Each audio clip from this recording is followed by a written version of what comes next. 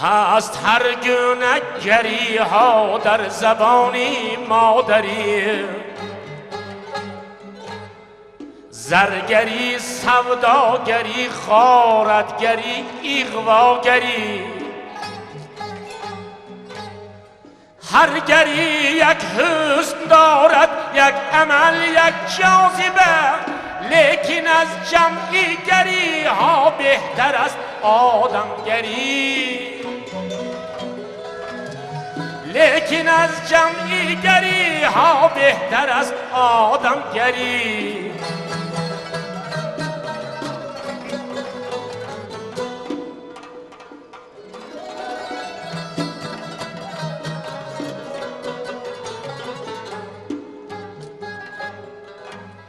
شیوه آدمگری آینه دلهای ماست،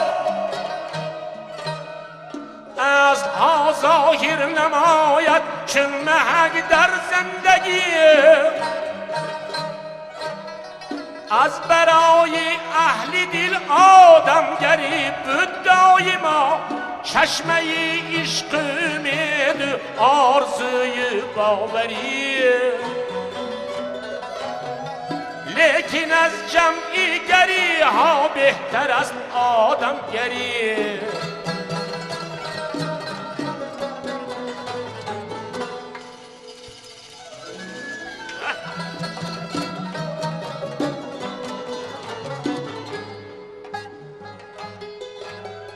گر نمی بودند که آدمگری در این جهان،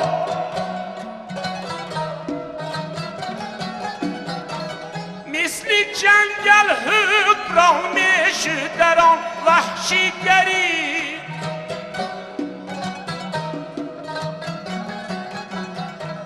هر کی از آدمگری دارد خبر در زندگی، دور می باشد زی حسی خودپرستی، خودسری.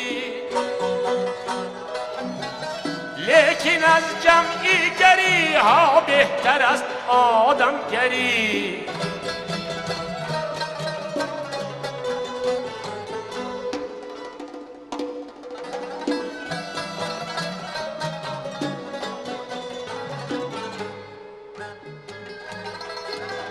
زینت انسان بود آدمگری مانند تاج،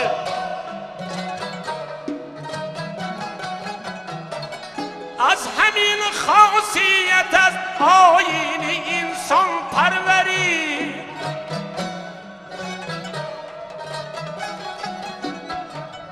قدردانی خصلت آدمگری است در این زبان. قدر زرگر شناسد، قدر گوهر گوهریه.